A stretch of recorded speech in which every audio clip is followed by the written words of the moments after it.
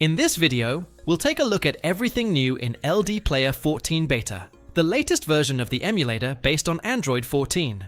The first thing we should highlight is the new Android 14-based core. This update is designed to improve compatibility with newer apps and games and provide a more stable experience on PC. One of the most important improvements is related to performance. According to LDPlayer, FPS can improve by up to 20 to 30% in certain high-end games, while also providing greater stability during gameplay.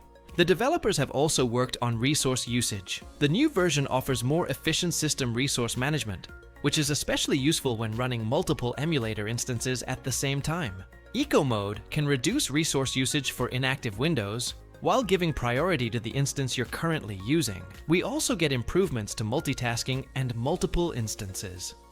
LDPlayer highlights more efficient resource management when running several Android windows simultaneously, which can be particularly useful if you're using different accounts or applications at the same time. However, it's important to remember that LDPlayer 14 started as a long-term public beta, so certain features or behaviors may change as development continues, and some users may experience bugs or unexpected issues depending on their hardware.